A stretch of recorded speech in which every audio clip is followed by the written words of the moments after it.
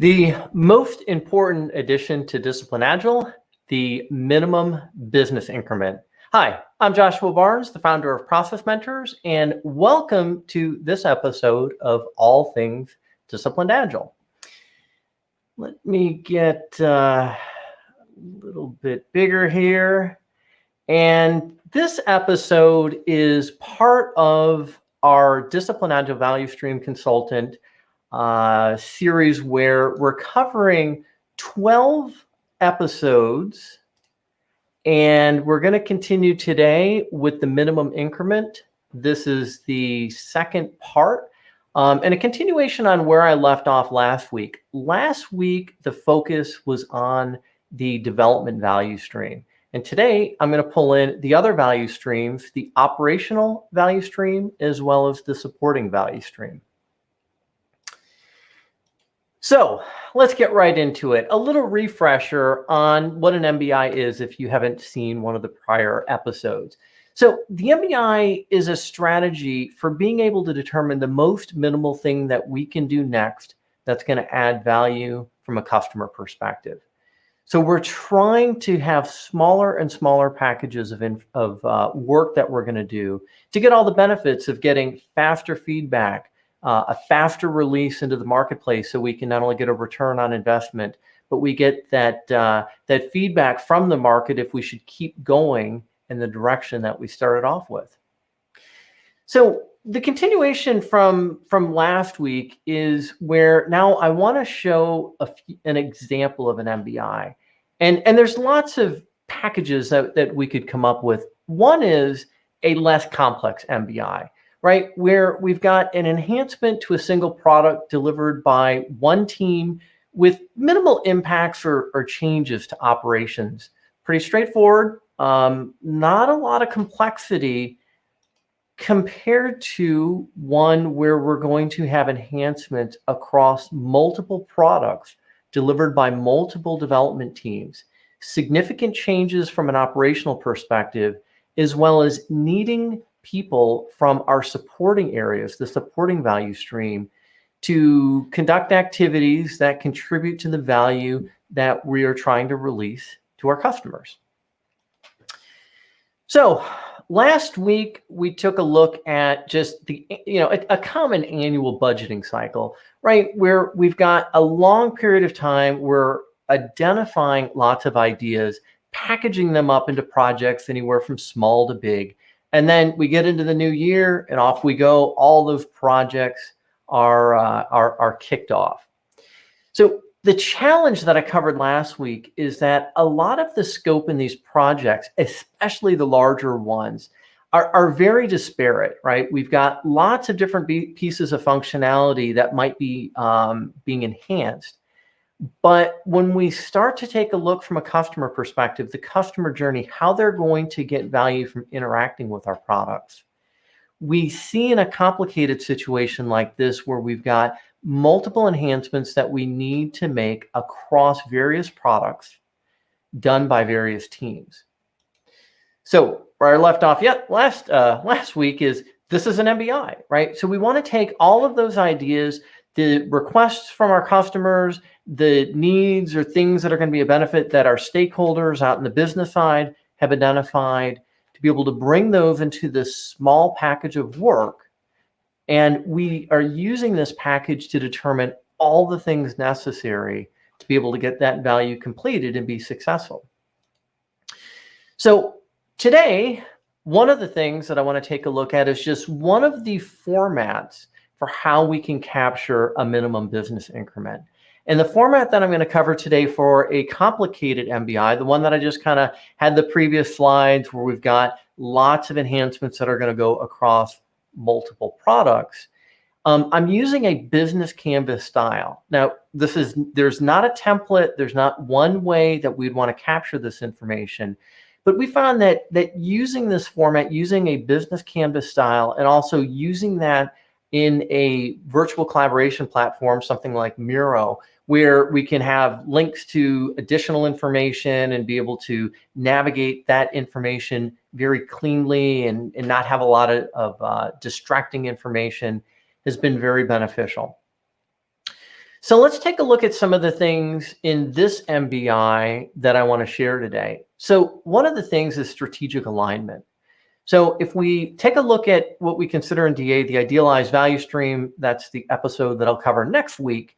We've got the strategic objectives at the highest level.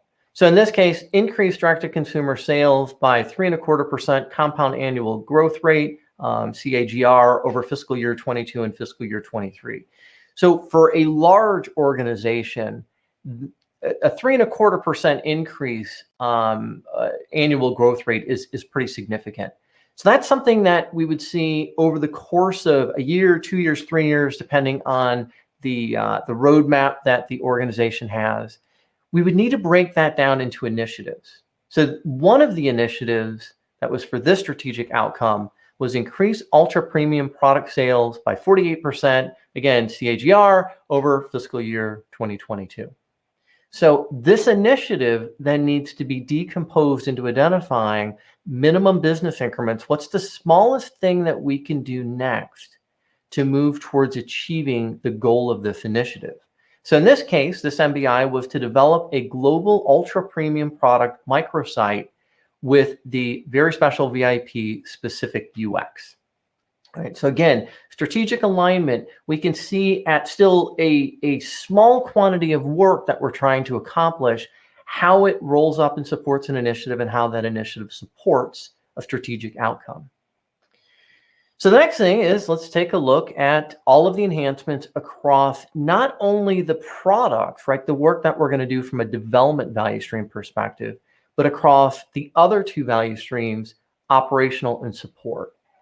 So the top part, these features were the ones that I had identified in the previous graphics, right? Where we've got all those ideas that are coming into those projects that in this organization they were going to do across a very long time span. We're then circling those items, those features, which we're seeing here, plus the other two value streams. So in one container of information, we see what needs to be done, not just from a development standpoint, and not just from a development standpoint with respect to one product and one team, but all the products, all the teams, as well as the other two value streams. So within this MBI, we also have some other information. What markets? So all global markets are included in this MBI, with a note that there are additional MBIs for market-specific tailoring of the microsites. The next thing is, which customers? Well, in this organization, they used personas. So we captured the personas that were going to be important from a context perspective for this MBI's quantity of work and the value that it was going to deliver. Now, going up into who's going to do the work. So from a program management perspective, when we're getting ready to pull an MBI from the intake queue, right, or intake management process, we want to make sure that we've got good alignment of the people that need to do the work and their availability. So we want to pull that work, not push it on top of the team or teams in this case. We want to be able to pull that work. So in this case, we've identified the teams that would be doing this MBI. So on the left-hand side, we have our development value stream teams for those products. We've got also the operational value stream and the support value stream. So we might not need all of these people across these teams to be starting at this very same moment in time, but we do need to be attending to all three of these value streams. Now, one of the other things that is in this canvas that's very important is, how are we going to measure this minimum business increment? So in this case, the goal was to increase ultra premium sales by a particular dollar amount, in this case, $28 million by fiscal year 2022, and increase net sales by two different categories with percentages by half year 2022. So we're not just trying to measure that the development value stream has got a release that they're able to put out, and gold star, we've got that work done. What we've got here is an indication of what we're trying to accomplish and the measure that we're looking for. Some additional information, right? Are there any risks? Well, we've identified that there is a significant dependency on another MBI that is already in process. Now, we want to try and make sure when we're identifying MBIs as best we can to eliminate dependencies. But sometimes that's just not the case, and then we do need to coordinate. And in this case, there was a new version of a VIP program, which was the very special VIP program for customers that would be purchasing very, very expensive ultra premium products. The other thing that I've got here, one of the last things that I'll share, is relative size, right? So just like we size stories, just like we might take a look at sizing features, in this case, we were using relative estimating to be able to see the complexity of the MBIs that had been identified, not only for this initiative, but for other initiatives, to be able to not only see how much level of effort, when we might be able to pull that MBI in comparison to all the other ones that had been identified. So the MBIs.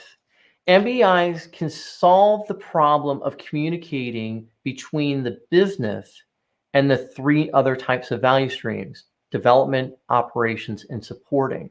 It packages this work up and it's a bridge for that communication, both upstream and downstream. So with that, I will go ahead and quickly check the comments. Let's see if there are any questions. Oh, and let's see. Hello, Theo from Greece. Good to see you. Let's see. We've got Mitch calling it the MVI. Yes, there are other names for this. I recently wrote a newsletter this week that was in conjunction with the episode that I did last week. Steve Tendon, the creator of TameFlow, also chimed in, and he is doing a discussion on what they call the MOVE, the minimum outcome value effort. So one of the things that Steve and I have been chatting about is maybe we'll have a live stream where we compare the MBI versus the MOVE. Jagriti, always good to see you from South Africa. Thanks for attending today. Minimum viable increment. Yeah, MVI, again, that was something that Mitch had put up there. Let's see, we've got a few other MVIs. Hello, Claudia. As always, always good to see you here as well. And let's see. We've got Jagriti asking, for a simple team scenario, can one use an MBI directly for a simple team? Yeah, so for the less complex MBI, where we've got a team updating a single product, and again, where we might have a small impact to operations, yes, you can still, I mean, that's still identifying the smallest quantity of work that we can do to be able to add value for our customers. So absolutely, we can use MBIs. And MBIs aren't the only thing that we'd have in our intake queue. We could also have MVPs. We could also take a look at some of the other types of work we'd be doing. In another MBI business canvas for a different organization we've worked with, there was an explicit percentage of the time that was being reserved for paying down technical debt. Additional stories, kind of the small rocks that we'd fit in with the bigger rock, which is the MBI, or maybe just some of the additional stories that the product ownership team felt were important to implement, would be more like sort of the grains of sand that we'd be filling in around the pebbles and the bigger rocks. And let's see what we've got here. Theo, how is the estimations were made about sales increase, anomalous estimation, 3-point estimation? That would take me a little bit more time to get into the way that this organization, they had a pretty sophisticated way that they were forecasting the increases in sales as well as the percentages in the products. This was a data-driven organization. It was a very sizable one. And they had invested quite a bit in the way that they would come up with those forecasts. And let's see, it doesn't look like there are any other questions coming in. So I'll thank all of you that are in attendance today live. And for those of you that are, if you have any follow-on questions, please go ahead and just post on LinkedIn. And for those of you that are watching this on the recorded version, by all means, please do the same, and we'll keep the discussion going. Next week, the episode will be focused on Discipline Agile's ideal value stream, and hope to see you all then. Goodbye.